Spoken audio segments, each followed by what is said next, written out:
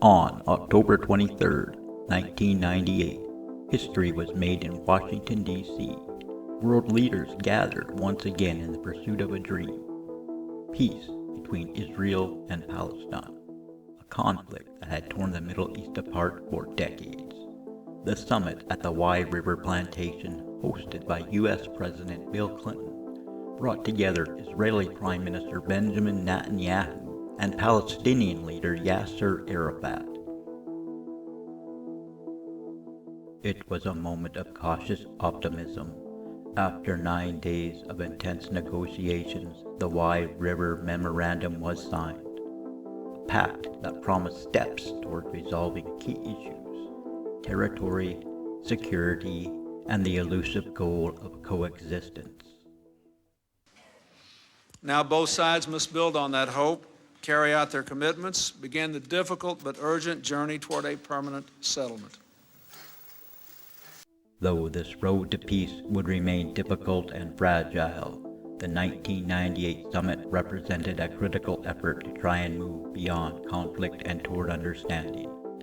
Today, when we look back at that moment in history, asking ourselves what has actually been learned, what is now being lost, and what hopes remain for peace. October 1998.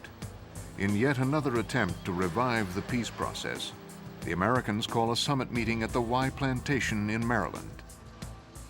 We wanted to work on how to transfer this percentage of land from the Israelis to the Palestinians and work on some of the issues of security that the Israelis had.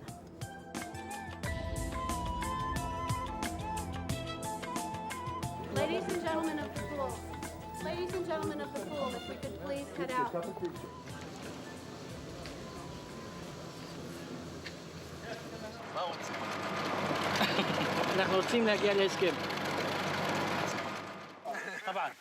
Prior to the summit, Israeli and Palestinian security officials had held preliminary talks on several issues, including how to cooperate to fight terrorism, collect illegal weapons, and prevent the financing of terrorist cells.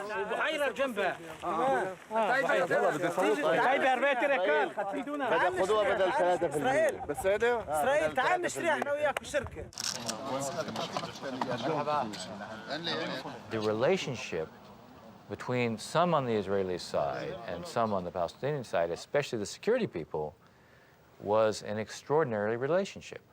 They got along very well.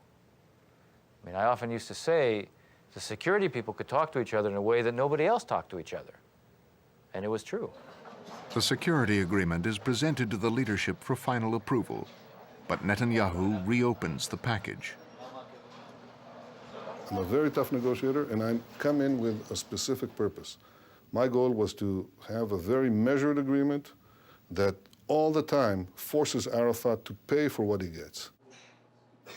The reciprocity list of 10 major commitments, I think it was flushed out in very great detail. Security, the work plan on security, the people to be jailed, in what order, in what sequence, how it would be monitored, the collection of weapons, the cessation of propaganda against Israel, and the creation of a monitoring committee which would include tripartite, Israeli, American, and Palestinians, and so on. We put real meat on this.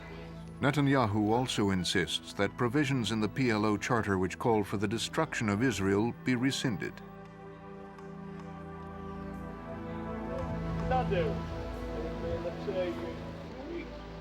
An active participant at the talks is Ariel Sharon. An ardent opponent of Oslo, Sharon was appointed foreign minister and a delegate to the Wye meetings only 1 day before the talks began. Sharon was kind of watching over whether Netanyahu would move forward on something or not.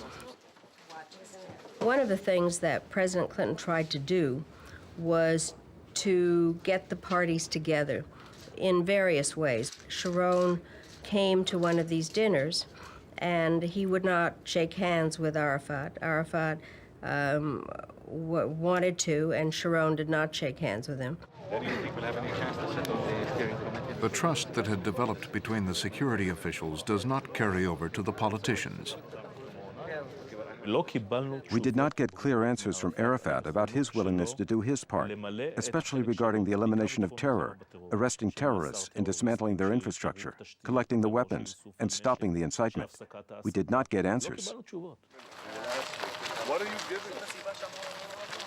Netanyahu is unwilling to compromise on security. 6 days into the meeting, he orders his delegation to pack its bags. I went back to President Arafat and I told him that they're leaving. And President Arafat said, I knew it. He doesn't want peace, he doesn't want any agreement, he doesn't want anything. All the suitcases were set out outside. We heard that they had asked to get the cars and helicopters ready to leave. The Secretary said to me, what do you think we should do? I said, order the plane for him. I said, it's a game. I said, if someone is serious about leaving, they don't go through the show of putting their luggage out. No, it was clear and obvious that they want to squeeze me and to squeeze the Palestinian delegation. But it bypassed and we came back to the negotiations. To no one's surprise, it takes little persuasion by the Americans to get the Israelis to unpack their bags. It is also Netanyahu's 49th birthday.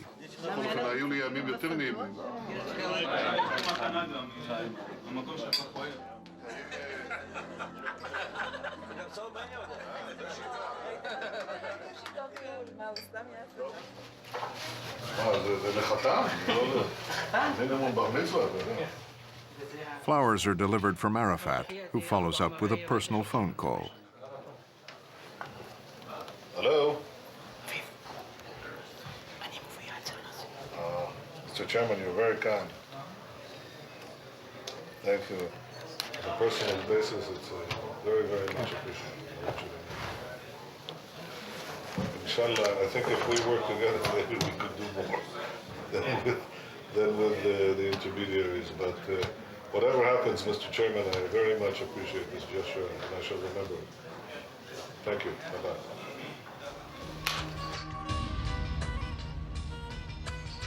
The next day, President Clinton thrusts his full weight behind the negotiations. After a marathon 21-hour session, the sides agree to what becomes known as the Wye Accords. It really did show what can happen when a president with the kind of knowledge that Bill Clinton had on this issue and an understanding of both sides and his ability to listen and then to kind of take the issues out of the box and rearrange them, that there is a role for an American president to bring the parties together. Then, when everything seems to be going well, Netanyahu demands the release of American-born Israeli spy Jonathan Pollard. Securing his release would help Netanyahu with his right wing back home. At 4:30 or 5:30 in the morning, as we were concluding, I hear voices. And then I see that there was, finger pointing between President Clinton and Netanyahu. Everything was more or less finished, ready to be concluded and signed. And I had met the president, and I said, well, what about Pollard? When will he be released? And he explained that he could not carry out his promise because he had a threat of mass resignations in his defense establishment. The two of them had a very different impression of their conversation. I mean, I recall talking to Danny Neve and Yitzhak Moho afterwards when I went down to see them when we were stuck in the morning. And I said, look, one thing is clear, you can't hold up the whole agreement on Pollard. It won't be understandable. It won't be understandable in this country because no one will see the relationship. And even in Israel, you will be sacrificing an agreement that is heavily focused on Israeli security for the sake of Pollard. It's not tenable. You can't do it. And what they said to me was, Bibi's in a very difficult political position because he was counting on this to be able to sell the agreement. Netanyahu, in the end, made a very important decision. After a lot of difficulty. He really, I think we all felt a sense of admiration for him when we arrived at the White House for the signing ceremony.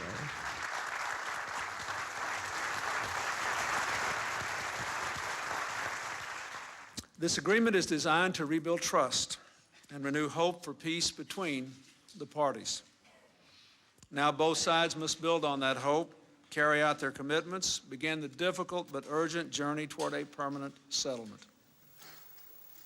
It was very important, no doubt. Not Netanyahu alone, Netanyahu and Sharon, they were together there.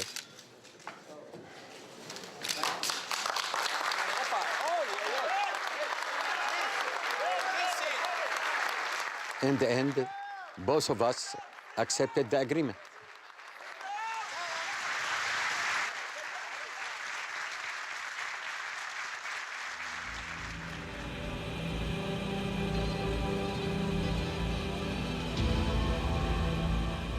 The Wye Agreement allows for the construction of an international airport for the Palestinians in the Gaza Strip. It opens on November 24, 1998.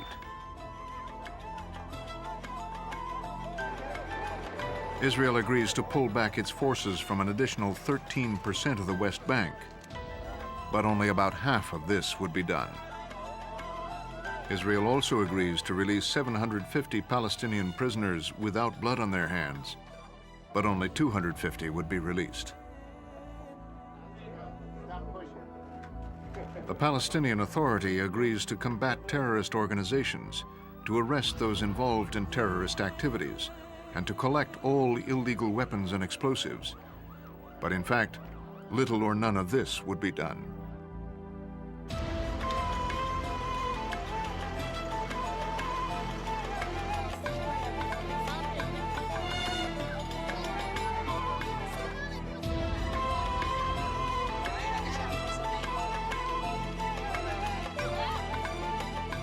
Seven weeks after the Wye meetings, in an extraordinary gesture, President Clinton comes to Gaza to lend his prestige to the implementation of portions of the agreement. It is seen as a state visit, affording Arafat and the Palestinian Authority de facto national recognition. توجه إليكم جميعا لتأييد هذه الرسالة والتأكيد على القرارات السابقة الذكر للجنة التنفيذية والمجلس المركزي في دعم عملية السلام. فهل In Clinton's presence, the Palestinian National Council takes a historic step. They vote to rescind the clause in the PLO Charter that calls for the destruction of the State of Israel.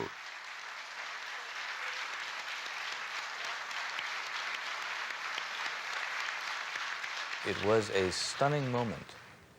They raised their hands and they stood up, still holding up their hands just to be sure that everyone could see that their hands were raised. And 3/4 of that audience responded.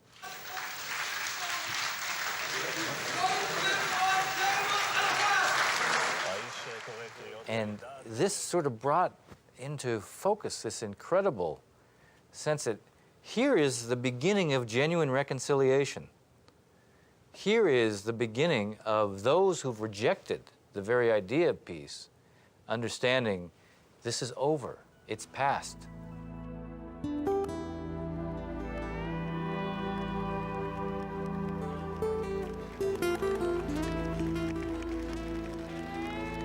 But it is not to be. The very extremists Arafat is supposed to control stage violent protests against the recognition of Israel. And in Israel, the very people that had brought Netanyahu into power see the handover of more territory as an act of betrayal.